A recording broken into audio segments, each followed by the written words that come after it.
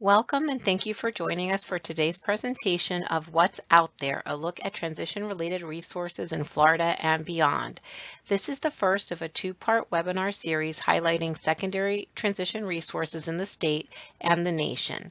The presentation is being recorded and an archive will be posted on the Project 10, Transition Education Networks, and Family Network on Disabilities websites within the next month. This presentation was developed by the Family Involvement Subcommittee of the Florida Department of Education, FDOE, Bureau of Exceptional Education and Student Services, BEAS, State Secondary Transition Interagency Committee, SSTIC. The presenters for today's webinar are Lisa Friedman-Chavez, the Southern Regional Transition Representative for Project 10, Transition Education Network, Kathy Powell from Family Network on Disabilities. Kathy is the Program Director of the Parents of the Panhandle Information Network, also known as POPIN, and Joe Belle, who is also with Family Network on Disabilities and the Co-Director of the Parent Education Network, also known as PEN. A number of individuals have worked on the content for this presentation, including representatives from the organizations and groups listed on this slide, and also parents of students with disabilities, as well as an administrator at Royal Palm School in Palm Beach County. We are very grateful for the investment of all of these participants. This presentation will assist participants in identifying available resources and how to access those which are specific to the student's needs. The main objectives of this first training are defining transition services and how parents can engage in the transition process with their children, describing what self-determination is and how parents can support their children in developing it, knowing what accommodations and modifications are and the differences between the two, also applying this understanding to the services received by their children. Understanding the 3 24-credit graduation options, including 2 which are only available to students with disabilities, and identifying resources available to support successful transition. The presentation is divided into sections which will include information specific to each topic, followed by descriptions of relevant resources. As we move into the main presentation, we wanted to remind participants of the Florida Department of Education's definition of parent. A parent is either or both parents of a student, any guardian of a student, any person in a parental relationship to a student, or any person exercising supervisory authority over a student in place of the parent. The definition includes foster parents. It is important for families and community partners, including school district personnel, to understand the impact of family involvement on a student's life. Research from Greenfeld, Epstein, and Sheldon revealed that at all major transition points, communications of parents and educators in feeder and receiver schools help more students adjust to and achieve in their new school. An older but still relevant study by Henderson and Mapp emphatically states the evidence is consistent, positive, and convincing. Families have a major influence on their children's achievement in school and through life. This additional evidence regarding the impact of family involvement comes from the research synthesis conducted by the Harvard Family Research Project. The findings indicated that family involvement in middle and high school has positive results in the adolescent outcome areas of higher grades and school success, higher standardized test scores, higher self-esteem, social competence, reduction in substance abuse, aspiration for college, enrollment in college, and participation in out-of-school time programs. Involvement of parent, family members, and other caring adults promotes the social, emotional, physical, academic, and occupational growth of youth, leading them to better post-school outcomes. As mentioned previously, this is the first of a two-part webinar series. Today in Part 1, we will be covering information and resources regarding secondary transition, including the following: a definition of student-based transition services, parent engagement in IEP, which is the Individualized Education Plan, and transition planning meetings, family support for the self-determination process, distinguishing the difference between accommodations and modifications, high school graduation options, diploma deferment, and resources. In Part 2, resources related to post-secondary options and activities will be covering additional topics such as post-secondary education and training options, resources related to building work skills and obtaining employment, benefits planning, transfer of rights and decision-making alternatives, community resources, and parent education opportunities. In the first presentation, we will discuss various aspects of secondary transition and resources to support students as they transition to adult life. The Individuals with Disabilities Education Act of 2004, more commonly known as IDEA, defines transition services as a coordinated set of activities for a child with a disability that is designed to be within a results-oriented process. This refers to students' post-secondary goals and their post-school outcomes, and it is focused on improving academics and functional achievement. Academic achievement, or academic performance, is the extent to which the student has achieved his or her educational goals. Reading, math, science, and social studies. Institute of Educational Science, 2006. Functional achievement, or performance, is the extent to which the student's performance in functional skills, motor skills, social interaction and communication, personal living skills, community living skills, and overall independence. That is from the Institute of Educational Science, 2006 as well. Transition services are based on the individual's child's needs, taking into account the child's strengths, preferences, and interests, and may include the following: instruction. Format instruction in school, home, or community, including community-based instruction, travel training, and academic career technical education course, self-determination and self-advocacy training, and extracurricular activities. Related services, transportation, and the development, corrective and other support services that help students benefit from instruction. Some examples of related services include the following: counseling services, occupational and/or physical therapy, speech language pathology, assistive technology services, or a particular assistive technology device or transportation. Transition services facilitate school to post-school activities in areas such as education, employment, adult education and services, independent living, and community participation. These services are based on the individual's needs, including their strengths, preferences, and interests. And that came from the U.S. Department of Education, Office of Special Education Projects.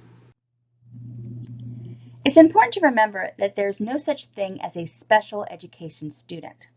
Students with disabilities are general education students. They may or may not be receiving special education. Special education supplements the services and supports available to all students. It does not replace these services. Research and experience has shown the value of parent involvement in the academic lives of their children.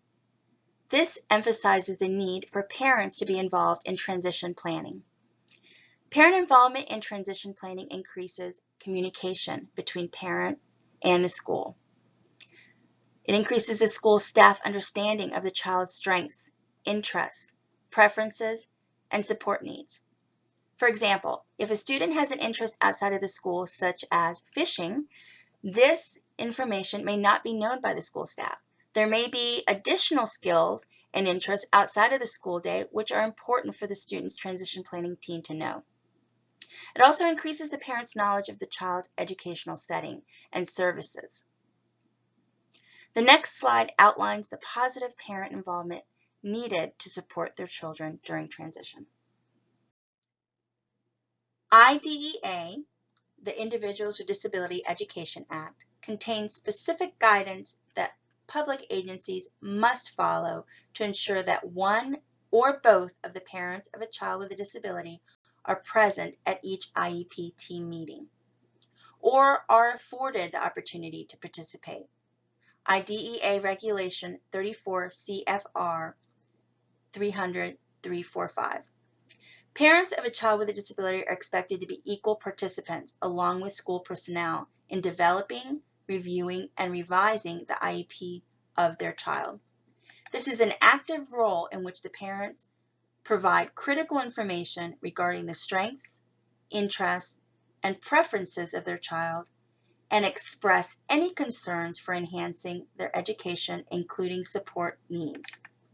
This can be done by maintaining a list and sharing by text message or email, sending in a written note to the school, or in person at a transition planning meeting or other means, such as a video clip of the student participating activities and demonstrating skills, abilities, preferences, and successful strategies.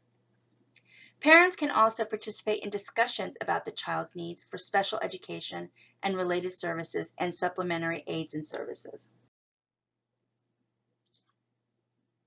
Decide with support from the IEP team the course of study their student will take leading to a standard high school diploma. Join with the other participants in determining what agency linkages will be needed for a successful transition to adulthood. In addition, youth with disabilities need parents, families, and other caring adults who have an understanding of their disability and how it affects education, employment, and/or daily living options, knowledge of rights and responsibilities under various legislations, knowledge of and access to programs, services, supports, and accommodations available for young people with disabilities, and an understanding of how individualized planning tools can assist youth in achieving transition goals and objectives. Now that the basics of secondary transition and the importance of parent involvement have been explained, we will now discuss related resources. The Center for Parent Information and Resources, also known as CIPR, Transition to Adulthood, is a web page that provides a comprehensive overview of secondary transition, including the following sections: quick summary of transition, IDEA's definition of transition services, students at the heart of planning their transition, when must transition services be included in the IEP, a closer look at what to include in the IEP, the domains of adulthood to consider, types of activities to consider, and resources of more information. Developing Your Child's IEP is a guide for parents which explains the basics of the special education process, and provides information on how to be an effective partner with their child's school. Family Network on Disabilities is an organization that provides families with a child who has a disability with information about the disabilities, services available through schools, types of available therapies, local policies, transportation options, and much more. Every state has at least one parent training and information center, also known as a PTI, to offer families this kind of information. FND operates all 3 federally funded PTI programs. PTI programs provide family-friendly, printed information, educational workshops, one-to-one assistance, attendance at educational meetings when available, and support for parents in understanding their child's right to a free and appropriate public education, also known as FAPE. The 3 programs in Florida are the Parents of the Panhandle Information Network, also known as POPIN, in the North Florida region, Parent Support Network, known as PSN in Central Florida, and Parent Education Network, known as PEN in South Florida.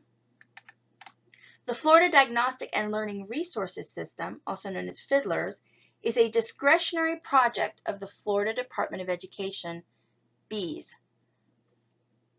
FIDLERS provides diagnostic, instructional, and technology support services to district exceptional education programs and families of students with disabilities.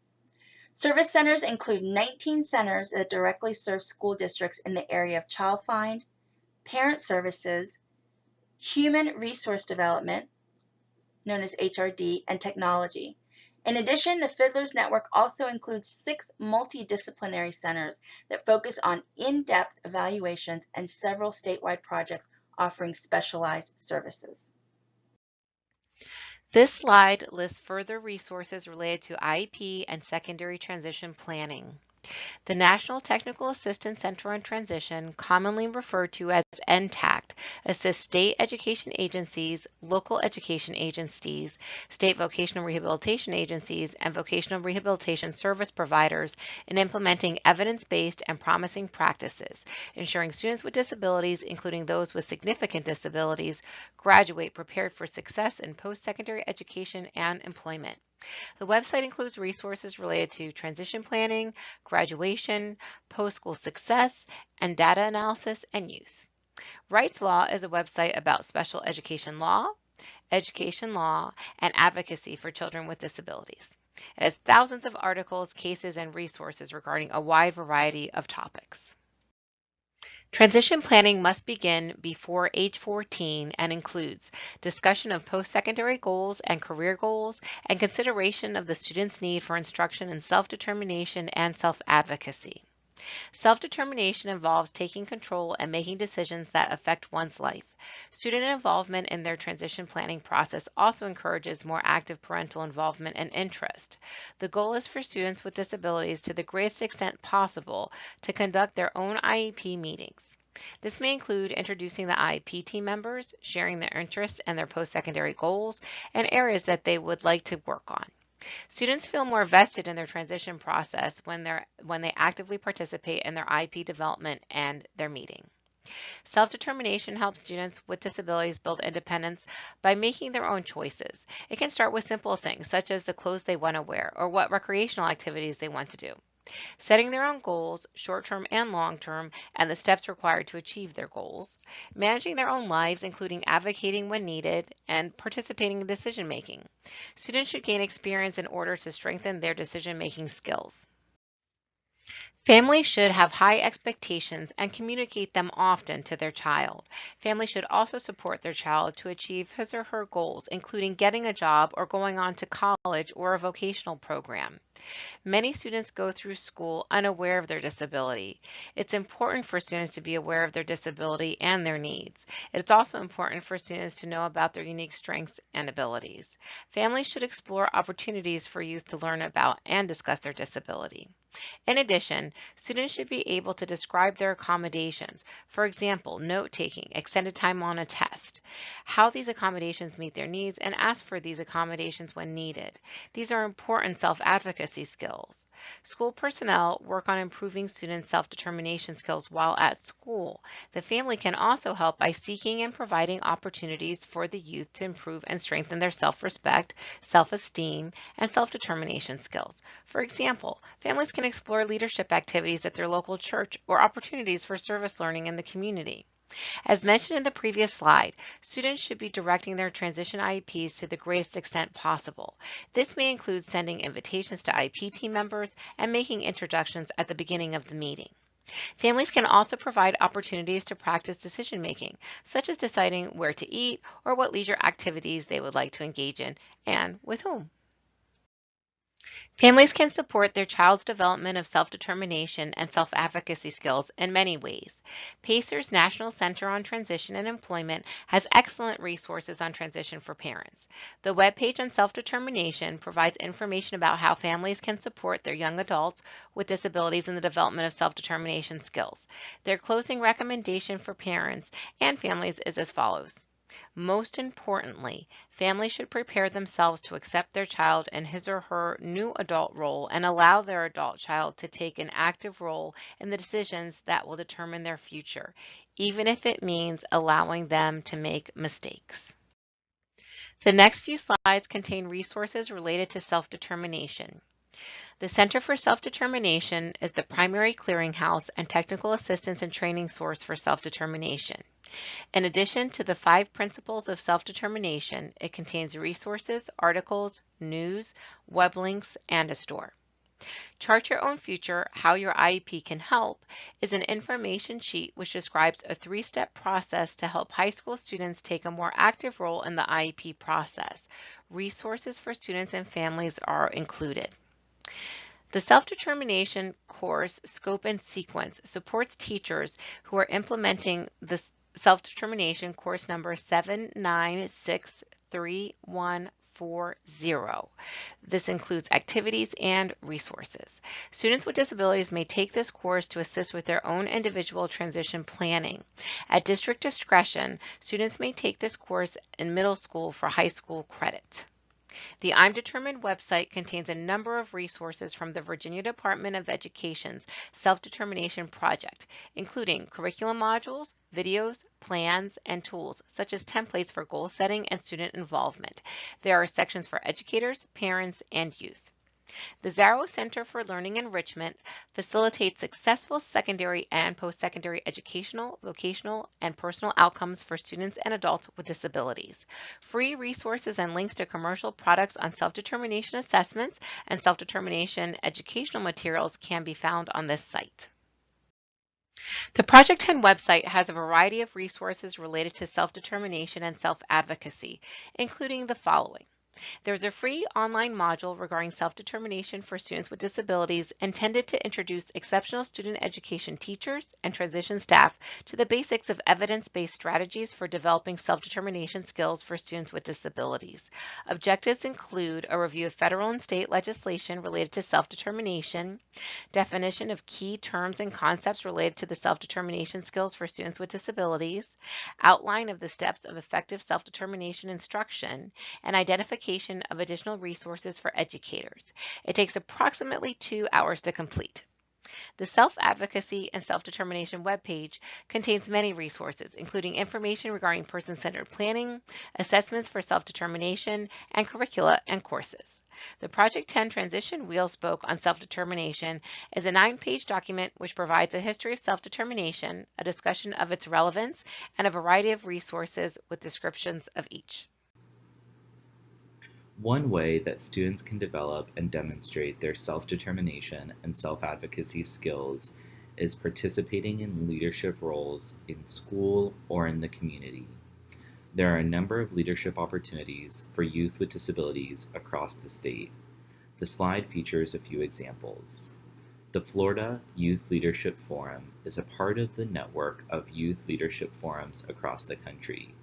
At this event, high school juniors and seniors with disabilities travel to the state capitol for 4 days of education about disability history, advocacy, and business etiquette, as well as responsible use of social networking, career exploration, and what life is like after high school. Nearly 50 high school students participate from across the state. The Florida Youth Council is a group of youth and emerging leaders aged 15 through 30 with disabilities or special healthcare needs that live in Florida. The Council's mission is to get youth and emerging leaders involved in self-advocacy, peer mentoring, and other activities that will improve the quality of life for youth and emerging leaders with disabilities in Florida. The program provides a means for participating to decide what issues are important to their generation, to express those issues in their state, local community, and to develop strategies to solve them. The mission of Family Care Council Florida, FCCF, is to advocate, educate, and empower individuals with developmental disabilities and their families, partnering with Agency for Persons with Disabilities, APD, to bring high-quality services to individuals for dignity and choice. There are 15 local FCCs Throughout the state, each council is made up of 10 to 15 members, which reflects geographic areas and the various disabilities, ethnicity, and age serviced by the population. The membership is comprised of individuals with developmental disabilities, parents, siblings, grandparents, and guardians of people with developmental disabilities who qualify for APD services.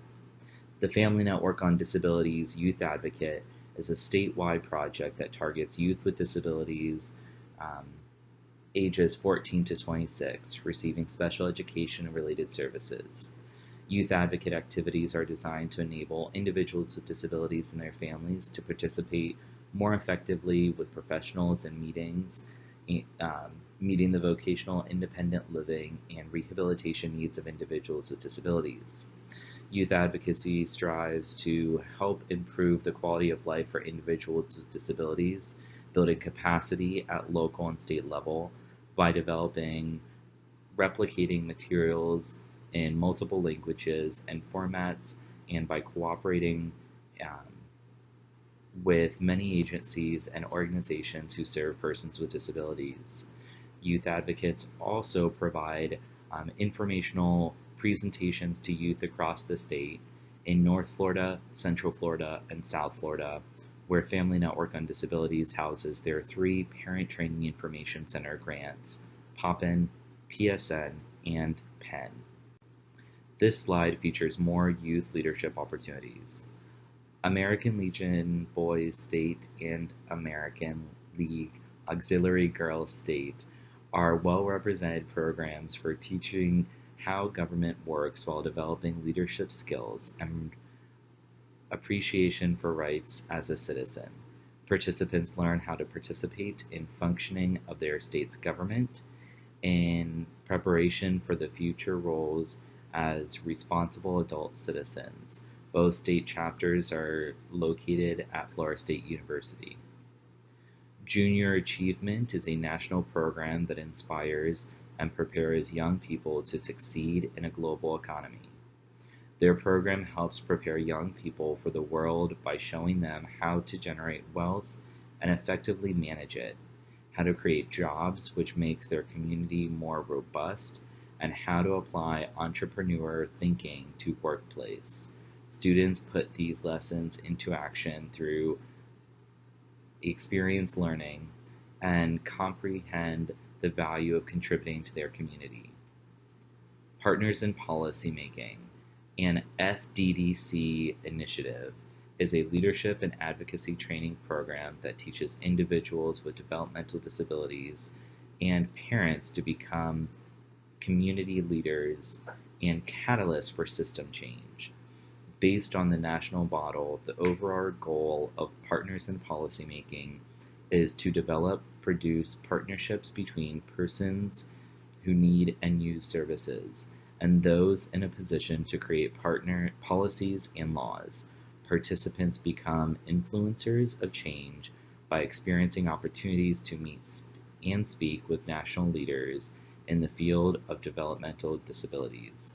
Once again, these are just a few of the options for youth in Florida. Check out each of the websites for more information on these programs. According to Belle, 2011, pages 12 through 13, accommodations involve a wide range of techniques and support services systems that help individuals with disabilities work around their limitations that result from a disability. Persons who are blind may need Braille, large print, or recorded books. Persons who use a wheelchair may need a ramp or elevator to move independently around the community or in buildings. Individuals who are deaf or hard of hearing may need sign language interpreters. Accommodations remove barriers that individuals with disabilities have the opportunity to participate fully in career education and adult general education programs, and ultimately complete requirements for a specific occupation, diploma, or certificate. Accommodations provide individuals with disabilities with access to education and training programs and opportunities for successful employment. Expectations and performance standards are not lowered when accommodations are provided. For example, a student with a disability may only need more time to complete the coursework required for a specific occupational training program. Individuals with disabilities often require accommodations in 3 general areas: instruction and assessment, learning and work environment, job and task requirement. Accommodations commonly found in school and work setting vary for each individual, and each setting may include assistive technology, such as a pencil grip, color coding, task calculators, work prediction software for computers and tape recorders, assessment and instructional aids such as a book on tape, study guides, organizers, extra time with the teacher, sign language, word processors, raised line drawings, note takers, oral and written directions, additional time, flexible scheduling, study guides, and a quiet area to take tests. Changes to the learning or work environment, such as behavior management techniques, accessible facilities, appropriate lighting, and adjustable furniture. Job accommodations such as voice output software, spelling and grammar check software, large screen display, time management and organizational aid, to-do list, job coaches, training or counseling, ergonomic workspaces, flexible hours, and personal assistance. Again, that is from Belle, 2003. Accommodations for Florida's statewide student assessment. This manual can assist schools, direct personnel, and parents when making decisions about the use of accommodations by students with disabilities who have IEPs or Section 504 plans on selected statewide assessments, such as the Florida Standard Assessment. Accommodations or modifications for students with disabilities in career, educational, and adult general education. This was upheld in 2011, and some of the information may no longer apply. High school completion options, modifications in career and technical education programs. However, the general information about eligibility, types of accommodations, and implementation continue to be relevant. The accommodations and modifications for students with disabilities in career, education, and adult general education brochure identify accommodations and modifications that students with disabilities in secondary and post-secondary careers, education, and general education programs may need. The Center on Technology and Disability, CTD, is funded by the U.S. Department of Education, Office of Special Education Programs, OSEP. The center is designed to increase the capacity of families and providers to advocate for adequate and implement effective assistance and instruction technology, ATIT, practices, devices, and services. Research-based technology used appropriately have great potential to help infants, toddlers, children with disabilities to participate fully in daily routines, have increased access to general education curriculum, improve their functional outcomes and educational results, and meet college and career readiness standards. The Florida Alliance for Assistive Services and Technology, FAST, serves Floridians with disabilities by providing free access to information, referral services, educational programs, publications, and accessible formats on topics such as disability rights, laws, and policies. It also provides assistive technology, AT, device loans, as well as funding opportunities for assistive technology. The Accommodations Network, JAN, Job Accommodations Network, JAN, is the leading source of free, expert, and confidential guidance on workplace accommodations and disability employment issues, working towards practical solutions that benefit from both employer and employee. Jan helps people with disabilities enhance their employability and shows employers how to capitalize on the value and talent that people with disabilities add to the workplace. Jan consultants offer one-on-one guidance on workplace accommodations, the Americans with Disabilities Act (ADA), and related legislation and self-employment and entrepreneurship options for persons with disabilities. Assistance is available both over the phone and online. Those who can benefit from Jan services include private employers of all sizes, government agencies, employee representatives, and service providers, as well as persons with disabilities and their families. Fiddlers provides assistance and support in the appropriate use of variety of technologies for students, teachers, professionals, staff, and parents.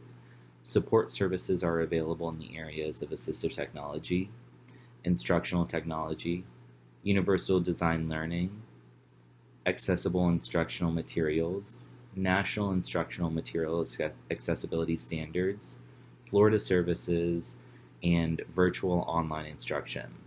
The technology specialist at all of our 19 Fiddlers locations, associate centers, also collaborate with Multi-Tiered System of Support, MTSS, Technology and Learning Regional Technology Specialists, and district-based Assistive Technology Specialists. MTSS Technology Learning Connection also offers statewide assistive technology loan library. The Florida Standards Assessment, FSA, and End of Course, EOC exams are designed to measure a student's achievement. The resources listed here are designed to be a source of information for students, families, and educators.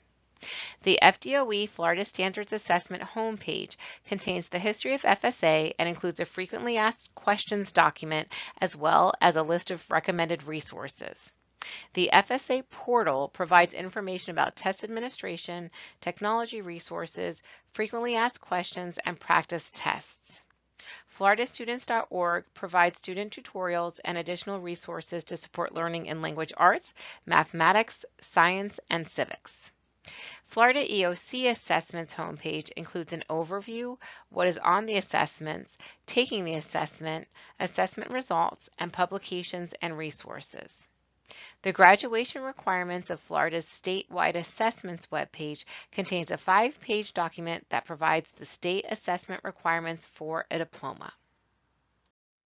The Florida Administrative Code, FAC, High School Graduation Requirements for Students with Disabilities outlines 2 additional options that students with disabilities may complete within the 24-credit program.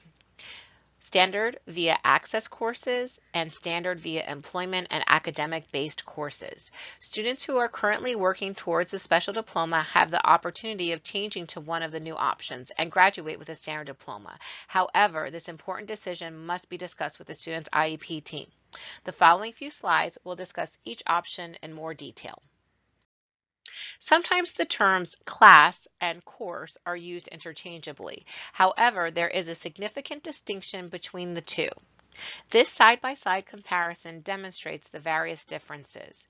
In general, the class refers to a learning environment and a course refers to learning content.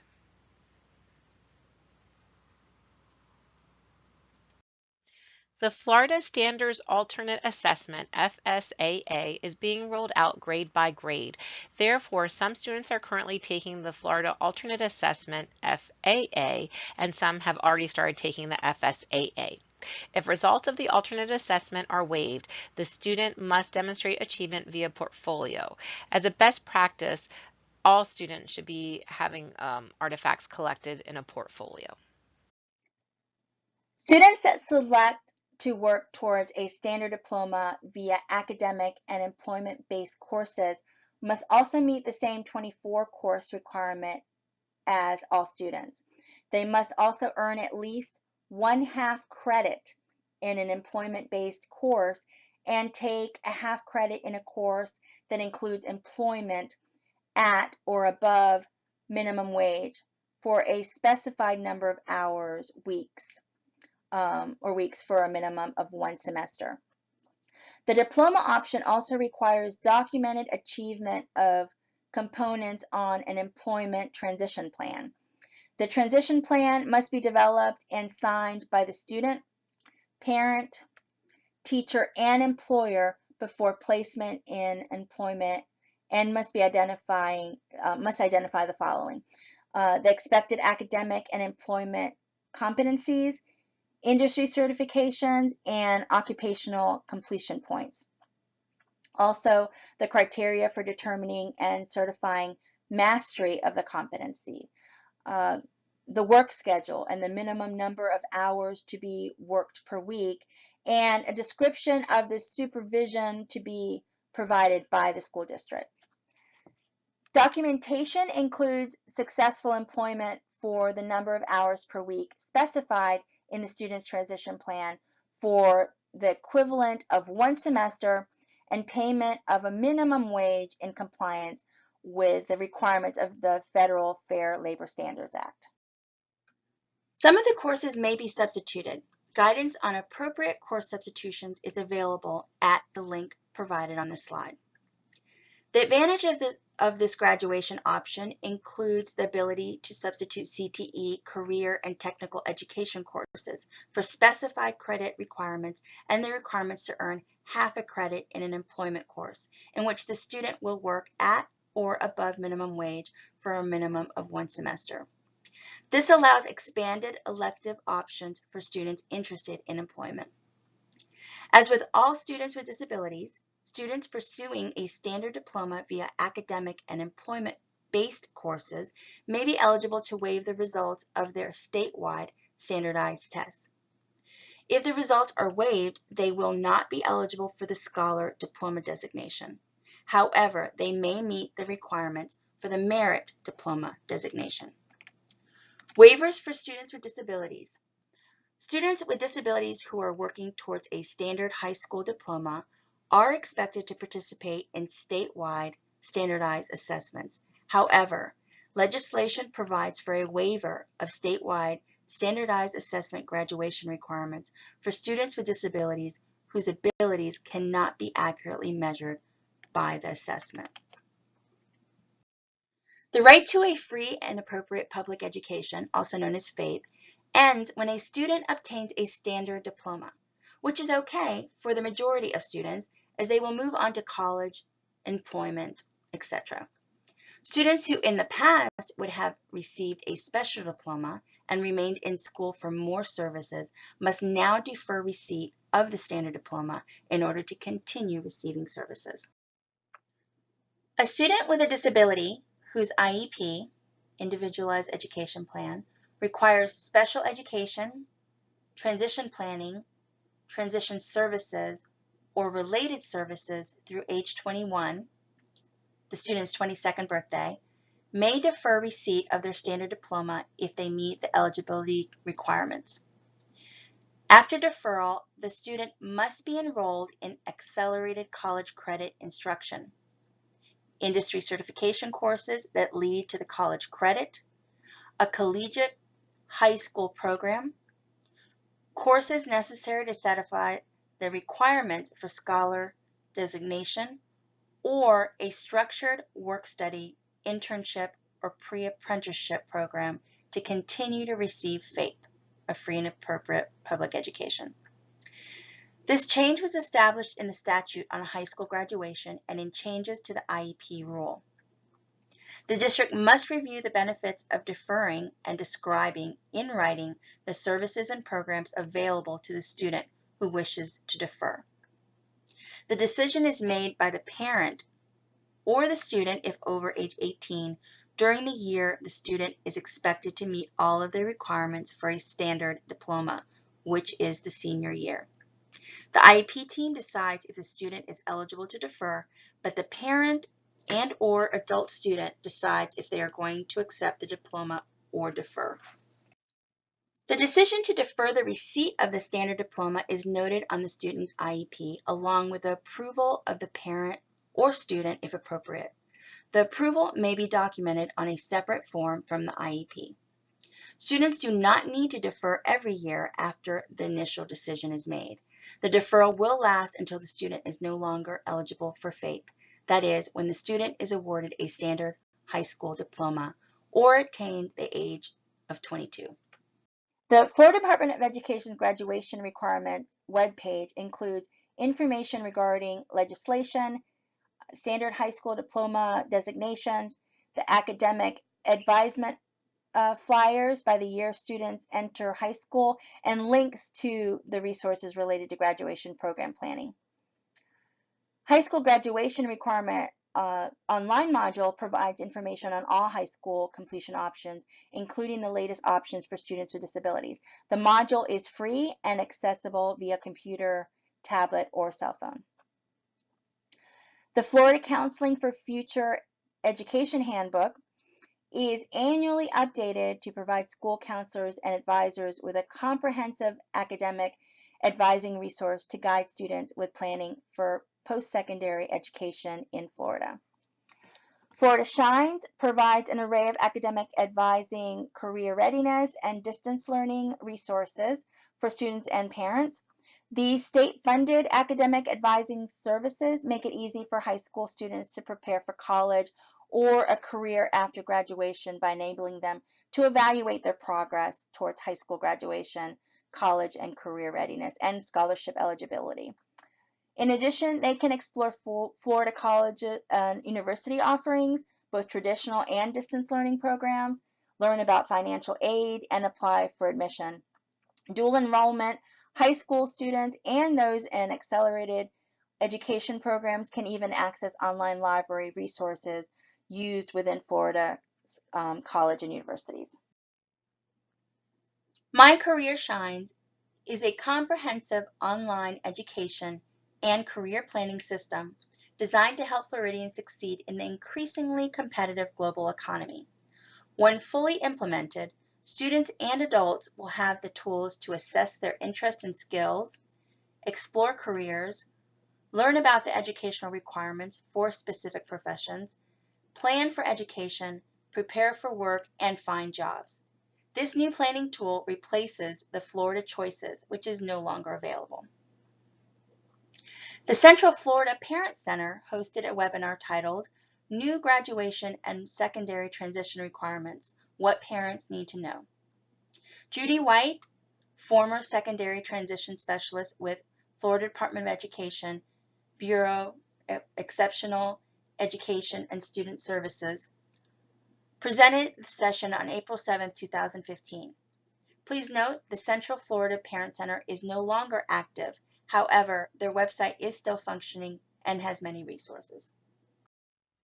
The Florida Developmental Disabilities Council's website has a page dedicated to their resources, including the following topics: child development, community living, education, employment, healthcare, legal and reference, and special interest publications.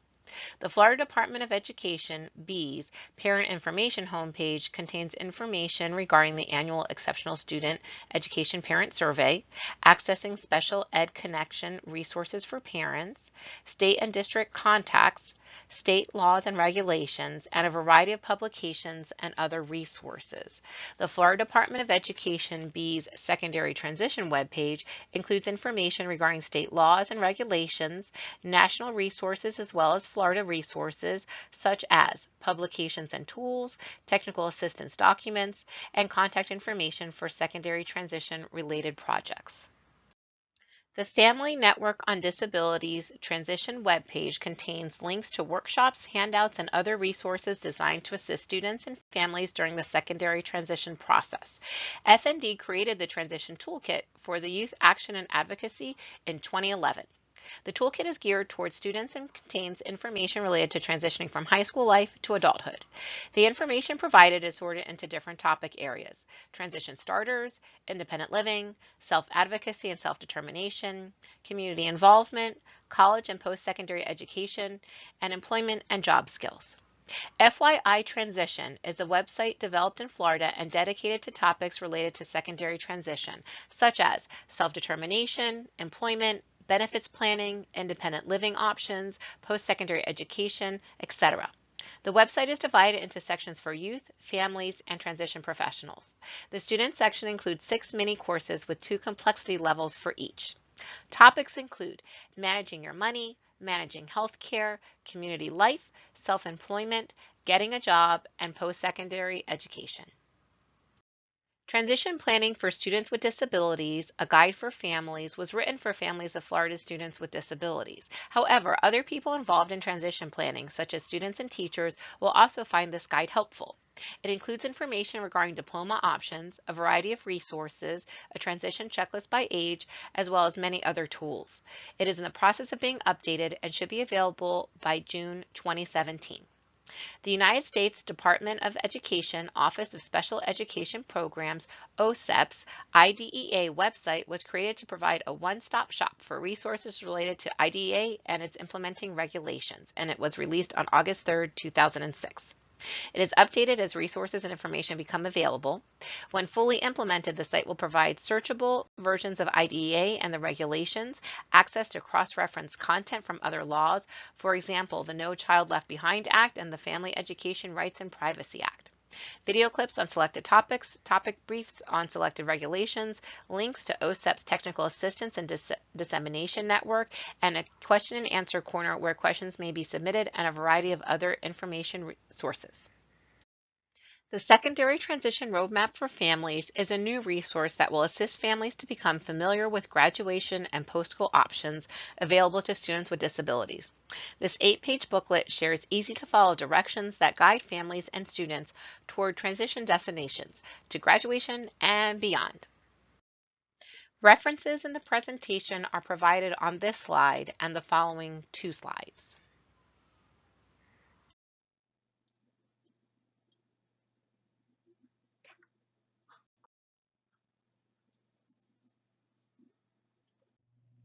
Thank you for joining us and participating in today's webinar. We have posted our contact information again in case you would like to get in touch with any of us in the future. This concludes our webinar presentation. Have a great day. Thanks again.